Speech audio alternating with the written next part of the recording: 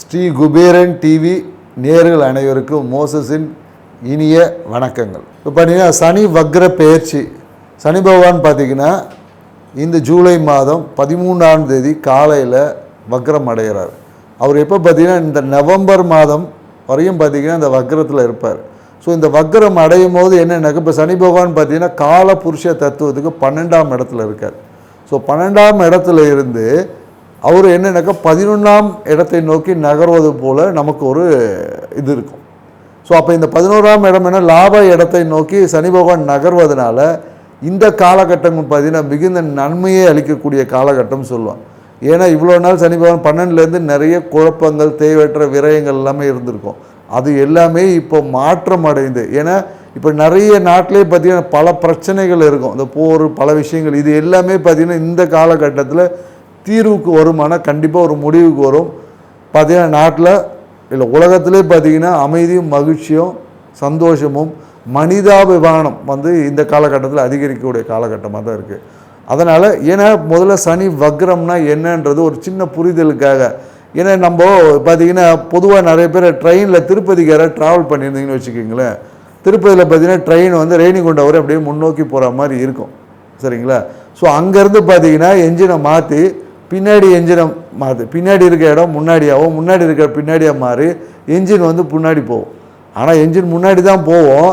நம்ம முன்னாடி இருந்தவங்களுக்கு என்ன மாதிரி முன்னாடி போனவங்களுக்கு என்ன மாதிரி ஒரு ஃபீலிங் இருக்குன்னா பின்னோக்கி இழுக்கிற மாதிரி ஒரு ஃபீலிங். ஏன்னா நம்ம பார்த்திங்கன்னா சூரியனை சுற்றி தான் நம்ம நீள்வட்ட பாதையில் கிரகங்கள் சுற்றிட்டு வருது.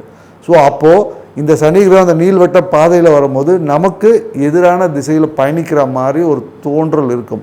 ஆனால் அது நேரடி பயன்தான் இருக்கும். ஆனால் அந்த எதிர்மறையான உணர்வுகளால் அந்த எதிர்மறையாக போகக்கூடிய அந்த தாக்கம் இருக்குது பார்த்திங்களா, அதனால் நிறைய பிரதிபலிப்புகள், அதனால் ஏற்படக்கூடிய பிரதிபலிப்பை தான் இங்கே நம்ம பலன்கள் சொல்கிறோம். அந்த பலன்கள் இந்த இவ்வளோ நேரம் பார்த்திங்கன்னா சனி பகவான் யாருக்கெல்லாம் நன்மையான பலன்களை கொடுத்தாரோ அவருக்கெல்லாம் இப்போ இந்த காலத்தில் நன்மையான பலன்களை கொடுக்க முடியாத ஒரு சூழல் ஏற்படும்.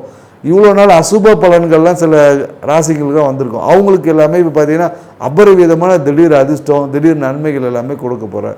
என்னக்கா இந்த சனி பகவான் பார்த்திங்கன்னு வச்சுக்கிங்களேன், இப்போ 12ஆம் இடத்துல இருந்து 11ஆம் இடத்தை நோக்கி அவருடைய பார்வைகள் அவருடைய எதிர்மறையான விஷயங்கள் அதை நோக்கி பார்க்கறதுனால அப்போ என்னன்னாக்கா பல பேருக்கு வெளிநாட்டிலேருந்து எப்போ வரலாம் ஊருக்கு வரலாம் அப்படின்னு நினைக்கக்கூடியவங்களுக்கு எல்லாமே பார்த்திங்கன்னா ஊருக்கு வரக்கூடிய வாய்ப்புகள் உருவாகும். அதே போல் என்னன்னாக்கா ஏன்னா இவ்வளோ நாள் விரயமாகவே இருக்குது, எங்கே நமக்கெல்லாம் சனி பகவானை ஒன்றும் செய்ய மாட்டார் போல் இருக்குது அப்படின்ற நினைக்கிறதுக்கு எல்லாமே திடீர் அதிர்ஷ்டமாக அப்படியே என்ன நடந்துச்சுன்னு தெரியாது இல்லையா, அந்த 360 டிகிரி சேஞ்சஸ் மாதிரி தொழிலில் பார்த்திங்கன்னா லாபம் அதிகரிக்கும், திடீர் ப்ரொமோஷன் நிறைய பேருக்கு கிடைக்கும். ஏன்னா 11ஆம் இடம் என்பது லாபம் மன மகிழ்ச்சி. ஸோ எதிர்பார்க்காத நிகழ்வுகள் எல்லாமே திடீர் நடக்கும். ஆனால் அந்த விஷயத்திற்கான ஆற்றலை நம்ம ஏன்னா இப்போ ஒரு விஷயம் டாக்டர் ஆனோன்னா எம்பிபிஎஸ் படிக்கணும் இல்லையா, ஸோ அதே போல் தான் இந்த சனி பகவான் கொடுக்கக்கூடிய இந்த பலன்களை பெறறதுக்கான ஆற்றலையும் தகுதியும் நாம் வளர்த்துக்கணும். நம்ம எப்போதும் ஆன்மீகத்தில் சொல்லக்கூடிய ஒரு விஷயம் என்னன்னாக்கா இறைவன் கொடுக்க தயாராக இருக்கார், நம்ம வாங்கிறதுக்கான ஆற்றலை பெருக்கிக்கணும். இப்போ என்னன்னாக்கா இப்போ நமக்கு ஒரு உதவித்தொகையே வேணும்னா பேங்க் அக்கௌண்ட்டில் தான் கவர்மெண்ட் போடுவார், பேங்க் அக்கௌண்ட்டே இல்லை எனக்கு கவர்மெண்ட் உதவித்தொகை கிடைக்கலன்னு சொல்ல முடியாது இல்லையா. அப்போ அதுக்கு முன்னாடி பேசிக் குவாலிஃபிகேஷன் நம்ம பேங்க் அக்கௌண்ட்டை ஓப்பன் பண்ணணும். ஸோ இந்த மாதிரி தான் ஆன்மீகம் என்பது நம்ம என்ன சொல்கிறோம் அப்படின்னா ஒரு 2 நல்ல விஷயத்தை புரியும். ஏன்னா கோயில்கள் எல்லாம் போனீங்கன்னா அப்போ அந்த பிரசாதம் கொடுப்பாங்க, பிரசாதம் ஏன் கொடுக்குறாங்கன்னு கொஞ்சம் யோசித்து பார்த்தீங்கன்னு வச்சிங்களேன், அங்கே இறையருளும் இருக்கும், அதாவது நம்ம சிவத்துக்கு தேவையான ஆற்றலை பூஜை முறையில் இருக்கும், நம்ம உடலை வளர்க்கறதுக்கான உணவையும் கொடுப்பாங்க. அதனால தான் பார்த்திங்கன்னா ஸ்பெசிஃபிக்காக ஒவ்வொரு கோயிலையும் இந்த புளியோதரை லெமன் சாதம் இந்த திருப்பதி போனால் லட்டு இந்த மாதிரி அங்கே உடலும் உயிரும் ஒரு சேர வளரணும். அதை தான் அர்த்தநாரீஸ்வரர் தத்துவமே சொல்லும். ஏன்னா சிவபெருமானே தன் உடம்புல பாதியை சக்தி கொடுத்துருப்பாரு. அப்போ என்னன்னாக்கா இரண்டும் ஒரு சேர வளர்வது தான் அந்த நிகழ்வு முழுமையிடும். அதை தான் பரிகாரத்தில் கூட மோஸ்ட்லி எங்களுடைய வாடிக்கையாளருக்கு நம்ம சொல்வது என்னக்கா இரண்டும் ஆழம் வரையணும் அறிவும் வளரணும்னு சொல்லுவாங்க இல்லையா. ஸோ அதே போல் தான் நம்ம உயிரும் வளரணும், அதே மாதிரி அந்த உயிரான நிற்கக்கூடிய இந்த உடம்பு சரீரம் இதையும் நம்ம வலுவாக வச்சுக்கணும். அதுக்கு தான் சித்தர்கள்லாம் அந்த காய கற்பங்கள்லாம் பண்ணாங்க. ஸோ அதனால் நம்ம இங்கே என்ன சொல்லலாம், பரிகாரம் என்பது இரண்டையும் சம அளவுக்கு மாற்றங்கள் நிகழ்த்தும் போது தான் அந்த பரிகாரம் என்பது முழுமையடையும். அப்போ தான் அந்த காரிய தடை என்பது மேலும் உங்கள் வாழ்க்கை வளர்ச்சிக்கான விஷயம். நாம் இங்கே என்னென்னாக்கா ஒருமனே மந்திரத்தை மட்டும் சொல்லிட்டு போயிட்டே இருக்கோம். ஆனால் வாழ்க்கை முறையில் நம்ம மாறுவதில்லை. நீங்கள் மந்திரங்கள் சொல்வதுமெல்லாம் உங்களுடைய ஆத்ம பலம் வந்து அதிகரிக்கும். அந்த ஆத்ம பலம் செயல்படுவது உங்கள் உடம்புல தானே இருக்கும். அப்போது தேவ பலமும் அதிகமாகணும் இல்லையா? அப்போ அதுக்காக தான் சில பார்த்திங்கன்னா நமக்கு அந்த உடல் ரீதியான சில என்ன சொல்லுவாங்க பழக்க வழக்கங்கள், இந்த உடலை பாதுகாத்து உடலை மெயின்டைன் பண்ணக்கூடியது. இந்த இடத்துல கறி சாப்பிடக்கூடாது, இந்த இடத்துல வெஜிடேரியனாக இருக்கணும், சைவ உணவை எடுத்துக்கணும், இந்த மாதிரியான விஷயங்கள் சொல்வது வந்து அந்த அந்த உயிர்த்தன்மையை பேலன்ஸ் பண்ணக்கூடிய உடலும் சப்போர்ட் பண்ணணுன்றதுக்கு தான். ஸோ இதை நம்ம புரிஞ்சு நம்ம ஒவ்வொரு பரிகாரத்தை நீங்கள் செஞ்சு பாருங்கள், கண்டிப்பாக சக்ஸஸ். ஏன்னா என்னுடைய நேயர்களுக்கு என்னுடைய வாடிக்கையாளருக்கு நம்ம சொல்வது என்னென்னாக்கா, பரிகாரம்னா அது பரிகாரமாக இருக்கணும். சும்மா ஒரு சம்பிரதாயம் மாதிரிலாம் இருக்கக்கூடாது. அந்த நிகழ்வு நடக்கணும்னா இந்த குறிப்பிட்ட நாள் இந்த நிகழ்வு நடக்கணும். அதுக்கான ப்ரிப்பரேஷனில் நம்ம போகும்போது வாழ்க்கை வெற்றியாக இருக்கும். அதே தான் இந்த இந்த சனி பெயர்ச்சிக்கு நம்ம சொல்லுவோம். ஏன்னா சனி வக்ரம் அடைகிறாரு. ஸோ இவருடைய வக்ரம் அடைந்து சில நிறைய ராசிக்கு பார்த்தா நற்பலனை கொடுக்க போகிறாரு. இந்த நற்பலனை பிறகுதான தகுதியை நம்ம வளர்த்துக்கும் போது நம்ம வாழ்க்கை எப்போதும் மகிழ்ச்சியான விஷயமா இருக்குன்றதான் சொல்கிறோம். வாங்க வீடியோக்குள்ளே போகலாம். மீனராசிக்காரங்களுக்கு பார்த்தீங்கன்னா இப்போ 7.5 சனி, ஜென்மத்தில் சனி பகவான் இருந்து 7.5 சனின்னு சொல்லுவாங்க. ஆனால் இந்த காலகட்டம் பார்த்தீங்கன்னா உண்மையாகவே எனக்கு 7.5 சனியான்னு கேட்கக்கூடிய அபரிவிதமான வளர்ச்சி.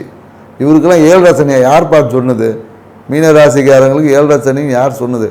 அவன் பாட்டு டாப்பில் போயிட்டே இருப்பான். இப்போ வக்ரம் அடையும் போது பார்த்தீங்கன்னு வச்சுக்கிங்களேன், இந்த சனி பகவான் என்ன பண்ணுவார்னா வெளிநாடு பயணங்களை ஏற்படுத்தி கொடுக்கறதுக்கான வாய்ப்புகள் இருக்குது. வெளியூர் வெளிநாடு பயணங்கள் அதிகமாகும். அதே போல் என்னென்னாக்கா யூடியூப் வழியாக, யூடியூப்பில் பார்த்தீங்கன்னா இந்த காலகட்டத்தில் ஜொலிக்க போகிற ஒரே ஒரு ராசி யாருன்னா மீன ராசியாக தான் இருக்கும். யூடியூப்பில் அவ்வளோ வரவேற்புகள் இருக்கும். யூடியூப் சார்ந்த விஷயங்களை இவங்க தொட்டானா வேறு ஜாக்பாட்டு தான். யூடியூப்பில் மிகவும் பிரபலம் அடையக்கூடிய ஒரு நேர காலம் தான் இது. இந்த காலகட்டத்தை யூஸ் பண்ணி நீங்கள் யூடியூப்பில் நீங்கள் சொல்லக்கூடிய அந்த கருத்துக்களை பகிர்ந்து பாருங்கள். அவங்களை வந்து அடுத்த ஒரு பரிணாமத்தில் கொண்டு போய் நிறுத்திடும். அதே போல் ஆனால் இந்த காலகட்டத்தில் நீங்கள் என்னென்ன தேவையற்ற அடுத்தவர்களை பற்றி பேசுவதை குறைச்சிக்கணும். ஏன்னா அடுத்தவரை பற்றி நீங்கள் வந்து இந்த காசிப் பேசுவது உங்களை மிஞ்ச முடியாது. அடுத்தவங்களை குறை கொள்வது, அடுத்தவங்களை குறை சொல்வது எல்லாமே இருக்குது. அதெல்லாம் குறைச்சிங்க. ஏன்னா இந்த காலத்தை பார்த்தீங்கன்னா மீனராசிக்காரங்க பார்த்தீங்கன்னா யாரை குருவாக நினச்சிருந்தாங்களோ அவங்களோட பிரச்சனைலாம் வந்துருக்கும். இந்த வக்ர பயிற்சிக்கு அப்புறம் பார்த்தீங்கன்னா வச்சுக்க அந்த பிரச்சனையை அவங்களே உங்ககிட்ட வந்து சேருவோம். நீங்கள் உங்களை ஒதுக்கியவங்க எல்லாமே உங்களுடன் வந்து சேருவதற்கான வாய்ப்புகளை உருவாக்கி கொடுக்கும். ஏன்னா உங்களுடைய வளர்ச்சி அபரிவிதமாக இருக்கும். அதை யாருமே தடை பண்ணவே முடியாது. ஏன்னா உங்களுக்கு தேவையான உங்கள் வாழ்க்கை துணையோட சப்போர்ட் இருக்கும்.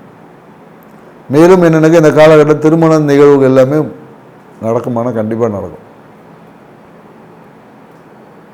காதல் வந்து கண்டிப்பாக கைகூடும். ஏன்னா இவங்களோட விஷயங்கள் என்னென்னாக்கா ஒரே ஒரு மீனராசிக்கார பிரச்சனை என்னென்னாக்கா இவங்க மனம் வந்து ஒரு நிலையான தன்மையில் இருந்தால் இவங்க வாழ்க்கையில் ஜெயிச்சிடுவீங்க.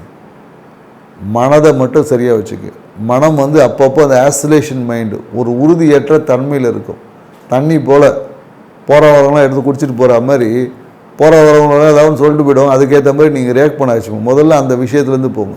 ஏன்னா இந்த காலகட்டத்தில் தொழிலில் அபரிவிதமான வளர்ச்சி ஏற்படுத்தக்கூடிய காலம். இந்த காலகட்டத்தில் நீங்கள் யூஸ் பண்ணி, ஏன்னா குரு பார்த்தீங்கன்னா உங்கள் ராசி அதிபதி பார்த்தீங்கன்னா உங்கள் தொழில் ஸ்தானத்தை பார்க்குறாரு.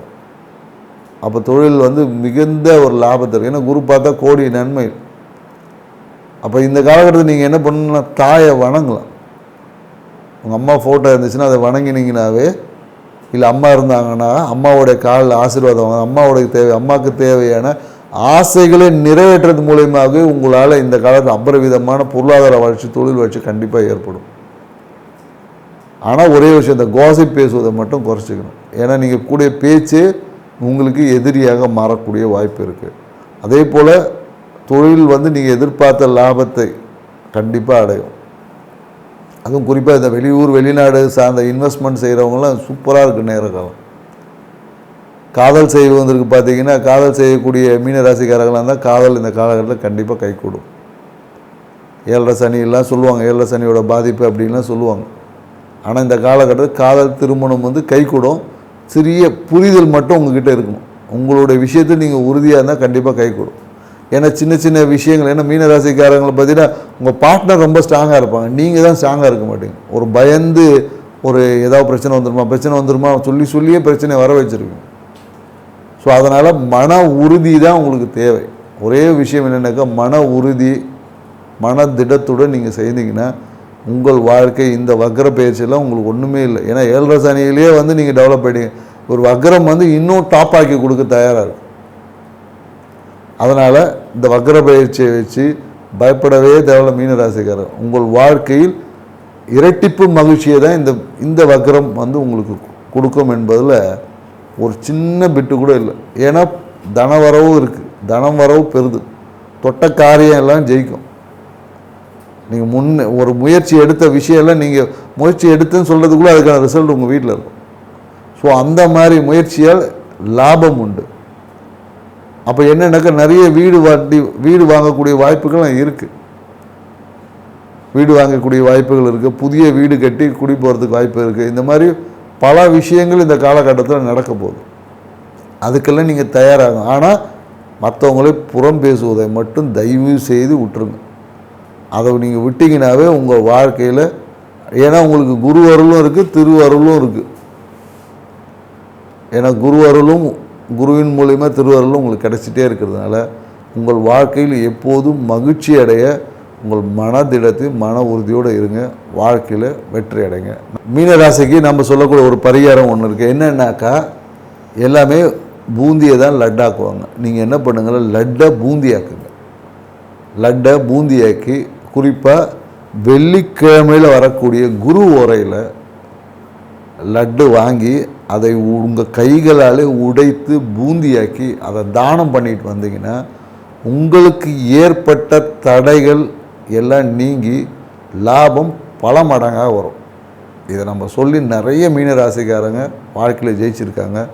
நீங்களும் முயற்சி பண்ணி பாருங்கள். வாழ்க்கையில் கண்டிப்பாக ஜெயிக்குவீங்க, பொருளாதாரத்தை மேன்மையடைவீங்க. நன்றி, வணக்கம்.